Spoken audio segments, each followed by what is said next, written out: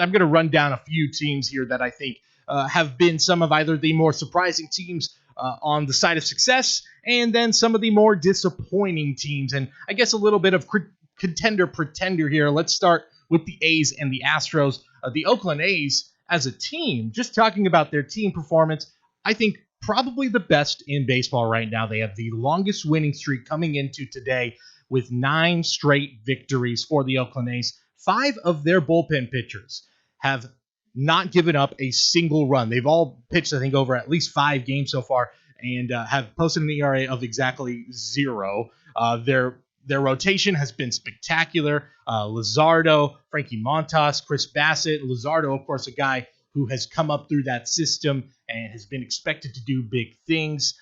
I think this team is for real. I think the A's had a moment here, even before all the COVID stuff. They saw this season, I think, as a moment where they had to win now because Marcus Semion's a free agent. A lot of these guys, Chapman, Olsen, their contracts are going to be expiring in the next coming years. So I think this A's team may be your top contender right now in the American League the way they're playing.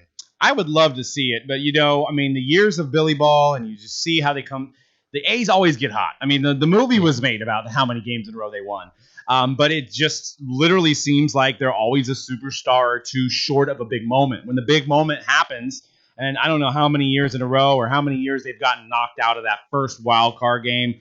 Too many to count. Yeah, too many to count. So you're waiting for that to happen, especially as a Giants fan. Maybe I look at it to happen more often. I don't hate the Oakland A's. I would love nothing more for them to get to the World Series and win another one. It's been a long time.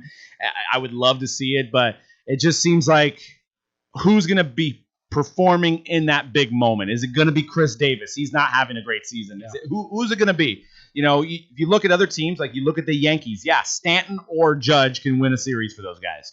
So that's what I'm waiting to see. I'm hopeful that the A's, right now on paper, they're looking like the best team in baseball. But in that moment, because if there's going to be another one-game playoff, and a lot of baseball purists will say that one-game playoff is weak. It should be a 3-game. I don't necessarily disagree to that point, but at some point the A's have to get that monkey off their back. And if it happens this year, will it be, asterisks? I don't know, but at the end of the day, yes, I hope the A's, do it, but it's like I need to see it to believe it. Yeah, and I think maybe one of the benefits for them, less time to sort of dwell on the past with the 60-game season. If you're hot coming into a short period of the season, you stay hot in the playoffs. So I think there's just less time really is something that is ultimately the way they're playing going to work in their favor. The team on the other side, of course, of the brawl, we talked about them, the Houston Astros. They're off to a 6-9 start, I believe, coming into today. They have been not terrible, but they've lost 5 in a row. Justin Verlander is hurt. Garrett Cole, of course, left over the offseason. Other than Zach Greinke and maybe a couple other guys who don't really have much in the way of starting pitchers right now. I think Lance McCullers is finally back, but he's struggling. The offense has struggled, Alex Bregman especially. But this, again, I think is just a bit of a bump in the road. The A's are a really good team. The Astros are going to be facing the Giants next, who have had their struggles as of late. So, to me, a bump in the road, and the guy you see there, Dusty Baker, I think is a big reason why this team, I think, is going to turn things around. He is a guy I respect immensely, a great manager, one of the best in all of baseball. One of the greatest regular season managers of all time. There's that too. I hope he can get over that hump, but it would be a little bittersweet to see him get over that hump with a team like the Astros, who have been mired in controversy. Well, Dusty's the only guy in the top 10 in wins that does not have a World Series championship. Which, it's weird because you have that we've talked about Dusty on this podcast before, but you got that, you got that Cubs situation, obviously with the Bartman thing. And then you have the Giants situation shortly after that. And then you have Bryce Harper, arguably in his prime, and close to 100-game win seasons that just never worked out for Dusty either. So I love Dusty. I respect Dusty. I hope he gets it. But there's also a part of me that said life would not be fair if the Astros won this year. Yeah. You know what I mean? It's like it's just all that happened and that big offseason that made baseball look terrible, that if the Astros win, I don't know.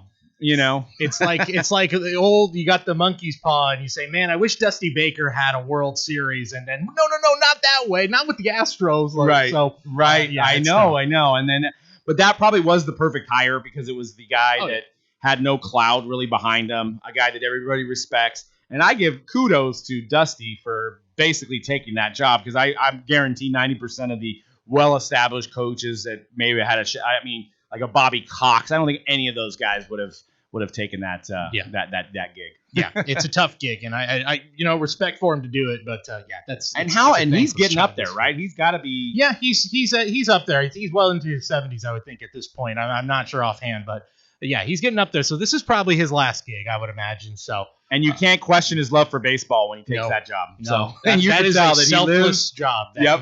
Right, he lives, breathe, eat baseball. If he's going to take that gig, yep. Granted, there's a lot of talent on that team, so it could be a worse gig, but yeah. Oh yeah, there's a lot worse gigs in baseball right now. That's for sure. Yep. Let's talk about a team we talked about last week, the Colorado Rockies, who I frankly am a little surprised we're still talking about. I know it's still early, but it's kind of late already in the season. So, but the Rockies might have the best pitching staff in all of baseball right now. They're basically going with a 4-man staff of, I think, Cal Freeland. You got German Marquez, who's been very good for them, Senzatella, and John Gray. They might be the best rotation in all of baseball. Charlie Blackmon's leading the league in on-base percentage and in batting average right now. He may be one of the most underrated guys in the league. Absolutely. Couple All-Star appearances already, flirting. Didn't he flirt with a 30-30 or a 40-40 one year? Gold Glove caliber player. Yeah, he's definitely on the most. I don't know what his card's at. Maybe that's a segment for next show, but that might be a guy. This guy's performed for many years. It almost feels like when Yelich was doing it with the Marlins and nobody really took notice, and then finally he had a couple breakout years on the Brewers and everybody started taking notice. Then it was too late to invest in his cards. But Charlie Blackmon, I was waiting for you to mention him, and he's just been one of those guys that's just been solid, The crazy thing about all this and why I think this Astros team is for real. One, you've got 16 teams in the playoffs, so they have a great chance. As long as they finish second or, 8th best in the league, they're going to be in. But Nolan Arenado has not turned it on yet. He had some good games, of course, against the Giants because that's what he always does against them. But he still is batting under 200. He's not swung for a lot of power early on. He's still playing great defense, but, man, if he can turn it on with the way Blackmon's hitting, with the way this team is pitching, look out. I think Colorado Rockies are a dark horse. I'm briefly looking at some of their pitching stats. You got, Senzatella, Marquez. These guys are all under 3. There's 9 guys under 3. Granted, some of them haven't pitched that many innings, but there's guys that, German Marquez, 26 innings with a 2.08 or ERA. So that's And that's the irony of the Rockies having a great pitching staff because, obviously Coors Field's always been a hitter's ballpark. They've done things with the humidors or whatever they call those things over the years.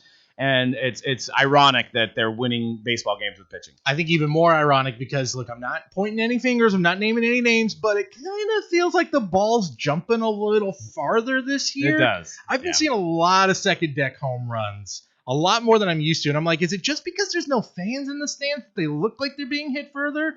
But I've already seen Tatis hit like 3 in places at Petco Park I didn't even think were possible to hit them. So, I don't know. Juice ball theory definitely could be in play. I know we don't want to say it, but, baseball's more, obviously the exciting part of baseball is the long ball. So, you know what? So, to me, even more credit to where credit's due for the Colorado Rockies for being able to pitch with in the juice ball era in Colorado right now. Right. On the other side of things, pitching woes in Arizona, specifically Madison Bumgarner, who has just fallen off a cliff. He's getting evaluated back home in Arizona. Apparently he had back spasms in his loss against San Diego on Sunday. I think he has given up the most home runs in all of baseball so far. 7 home runs, and a 9.35 ERA. Those are both worst for qualifying pitchers in baseball. But to lay off him a little bit, it's not just been him. Robbie Ray, the team's number 2 starter, has a 9.45 ERA coming into his start tonight. It's been rough for this team. They're not pitching well, giving up the long ball like crazy. They're not hitting all that well. And boy, this is a team. I thought this was a playoff contender. I thought this Arizona team had the pieces to make the playoffs, but it's that top of the rotation is just completely falling apart. Yeah, and I'm pretty sure they closed rodeos down, so we can't use that. You know what I mean? No excuse. Not because of the rodeos, but man, the Giants, small sample size so far, but the Giants literally looked like they used him until he was pretty much done at this point. But we'll see. He could turn it around. I mean, he's always a big, strong guy that once he gets one or two of his pitches going, and then the other ones fall into place too. So I mean, he's usually able to fight through the adversity. He's had many of these stretches with the Giants, and then gotten down to a sub 3 RA by All-Star break or whatever. I know this is a short season. We're not going to have an All-Star break, but So interesting to see. Yeah, the Diamondbacks shocked me too, and the Diamondbacks are one of those teams, like, they spent money on Greinke. They went out and they got Bumgarner. They let JD Martinez go after his best season. It's just like, yeah, as a Diamondback fan, you almost feel bad. It's just like they're trying to make the right decisions, but at the end of the day, they just don't work out. What did they give up, Greinke? Did they just not sign him, and then he went to the Astros, or did they trade him? I believe remember. They traded him away. Yeah, they traded him away, and there's been a lot of that. I mean, they've had a lot of shakeup in the front office. Remember that moment where Dave Stewart was there leading the front office? So there's been a lot of regime changes. So a lot of these moves that were going to be these big long-term moves haven't stuck. And I think they finally got into a groove where it was like they're making nice moves, getting Christian Walker to replace Paul Goldschmidt. Turned out to be a great move last year. There was a lot of nice moves this offseason. Starling Marte, I thought, was a great sneaky move. And Bumgarner was really not even a huge splash. It was just like, let's get a guy to solidify this rotation of a lot of good, solid young starters. And it just has not worked out the way they had planned right now. So I think they still have time to turn things around. I like a lot of the bats on that team, but the pitching has got to step it up, and especially the top of that rotation, Robbie Ray and Madison Bumgarner, until some of those younger guys, and they've had guys opt out too, which has really hurt their chances. But until those guys are back and those younger guys can get back on track, those guys are going to have to carry the weight, and it just is not happening right now.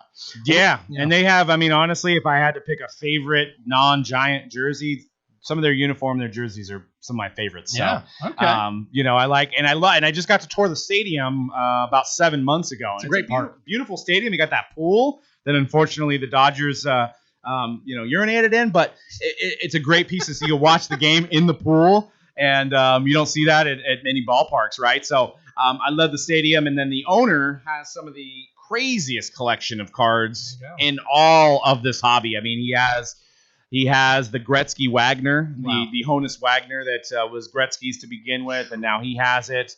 He has, I think, a PSA 10 51 Bowman Willie Mays.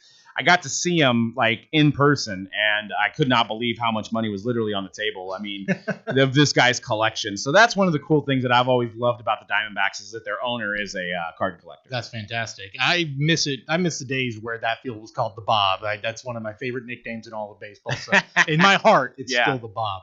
Our last two teams I want to talk about here, the Miami Marlins, who, shocker, are 7-3 since coming back from a week-long hiatus where, a ton of the team, of course, it was a huge outbreak of COVID, and they became one of the biggest stories of baseball, even without playing a game. Then they played and are still one of the biggest stories in baseball. They won 6 straight games. They have lost 2 in a row, so they're back to 7-3, but heck, you know what? Let's enjoy this while it lasts. 7-3. I love that they've got that speed skater, Eddie Alvarez, who won a silver medal in the 2014 Winter Olympics. Jesus Aguilar, former home run champ, looks like he's found his stroke again. I'm going to enjoy it while it lasts. It's probably not going to last that long, but hey, it's a nice story for a team and a season that looked like when that outbreak happened was on the brink, and it's nice to see some guys getting a nice chance here, and the Marlins making the best of a bad situation. Well, and it could be a situation where mentally you go into this season, obviously guys opted out. You had the Buster Posey situation. You had Trout where he thought maybe, he didn't know if he was going to play because he had a kid on the way who I think the kid just had the kid, right? Yeah, basically. Just had his child, yeah. So congrats to Trout. Mm-hmm. But, maybe a situation where these guys are a little nervous to the point where, mentally they're thinking about it on their at-bats. Well, this team just went through it. So it's kind of like, a relief off of their shoulders. They've kind of went through the protocol situation. So now it's maybe like that week that they had. They mentally got right. They were ready to go, and they probably, baseball got taken away from them, and now it's kind of back. So it's like they're maybe even more energized. I mean, Brian Anderson's always been one of my favorites because his cards came out, and he was always like the 5th or 6th guy. Nobody talked about him, but he had a really stellar rookie campaign, and he's building upon that. So that might be another sleeper guy that you might think about buying is Brian Anderson. The guy's batting over 300 right now. He's got the next Yelich written all over. Does he? Nice. To me, he does. I think he's always been a really solid contributor. I think he goes to a team that contends as a really, to a place where he maybe feels more comfortable. I could see him making maybe not the Yelich-sized leap, but still making a leap and becoming a household, type of household name, basically. Absolutely, yeah. And that's crazy. 7-3. So they were 7-1 at one point right after COVID. I mean, that is nuts. So yeah.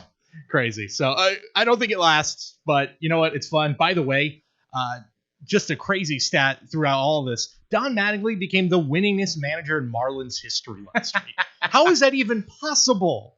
I thought maybe Jack McKeon might be that guy. Wow. Somewhere he's. What's the win total for that winningest? I think it was 242 wins. It's not much.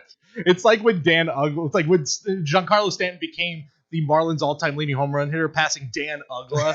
Like, I guess a win's a win. Oh, whatever. That's crazy. Let's go to the last team I want to talk about here, the Los Angeles Angels. That picture says it all right there. If you didn't see it over the weekend, look, Joe Adell is going to be a really good baseball player. I don't think there's any question about it. He's going to be a very good player. But he had a rookie moment where he had maybe the first 4-base error since Jose Canseco's infamous home run off the head, where he was a Texas Ranger. And, of course, ironically, the run benefited the Texas Rangers. Joe Adell going back on the ball pops in and out of his glove and over the fence. And if there's any moment that has better, symbolized the season for the Angels, it's that. They haven't been particularly bad. They haven't been particularly good, but they're losing a lot of games. They're 5-11 coming into today.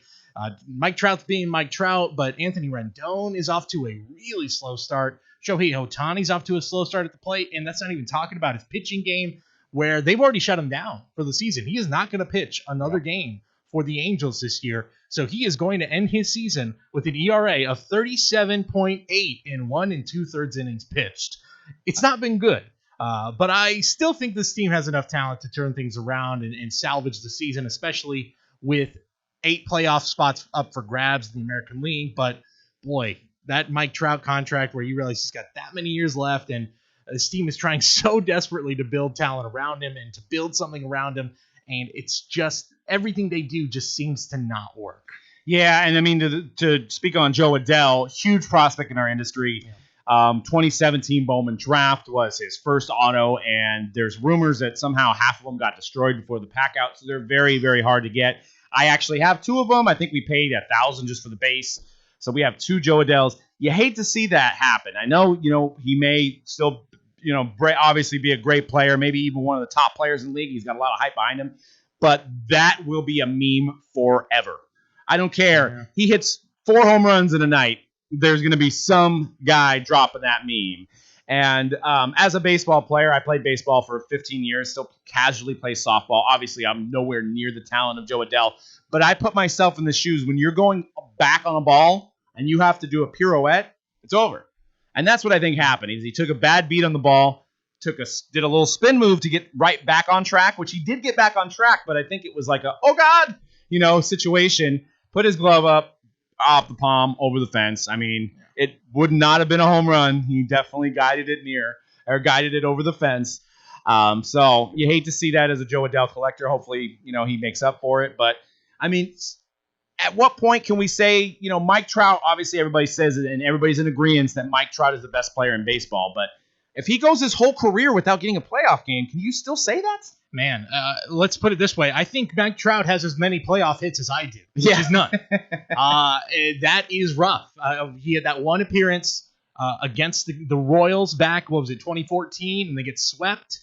Look, he is the best in baseball, but it is kind of remarkable. His career path is, in terms of just like on the field regular season success versus playoff success, is mirroring Barry Bonds right now, where Bonds just 4 years couldn't do it in the playoffs, and then eventually, when he's in his late 30s, finally gets it done with at least some playoff success. Doesn't win it all, but you can at least say the guy can play in the playoffs. So, it would have been an MVP. I think he was batting over 400 that year with 7 postseason home runs. Would have been the World Series MVP in a runaway, without question. So I hope that doesn't happen with Trout. He's such a spectacular player. But he's got, an aging Albert Pujols as one of his main contributors throughout the start of his career here. Hopefully Rendon can turn it around. If he can, and Ohtani can figure it out at the plate, that's a very formidable middle of the order, especially with Joe Adele in there as well. But man, this team just got to figure it out. Yep. I think they've got the right manager to do it with Joe Madden, but you just hate to see it keep happening for the best player in baseball. You want to see that guy succeed. I don't care who you are.